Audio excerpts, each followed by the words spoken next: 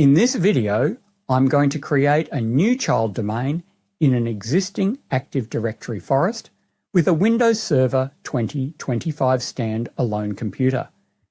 The first thing I need to ensure is that the DNS server address of the Server 25 computer I'm going to promote is set to the IP address of the computer that hosts the domain naming master FSMO role in the root domain.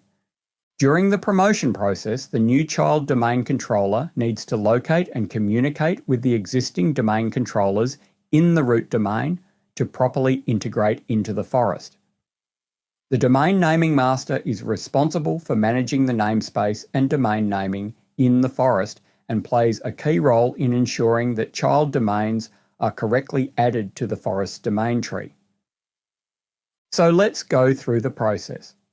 As always, before promoting a server to domain controller, add the Active Directory Domain Services role. When promoting the standalone computer to become the first domain controller in a new child domain, ensure you have access to an account that has the equivalent of enterprise admin's privileges in the root domain. This will allow you to select which domain in the forest will function as the parent domain of this child domain. You can only add a Server 25 DC as the first domain controller in a child domain in a forest if the forest root domain is at the Server 2016 functional level.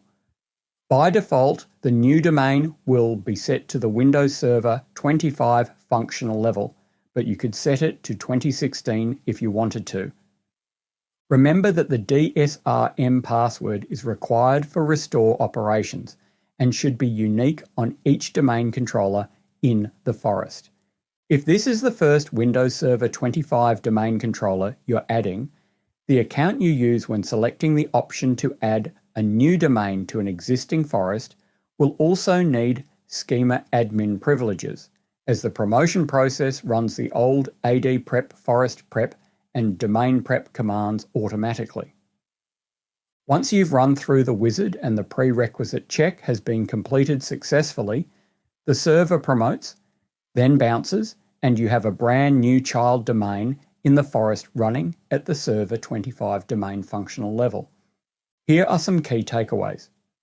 When promoting a standalone computer to be the first DC in a new child domain, set the DNS server address to the IP address of the computer that hosts the domain naming master role in the forest root domain.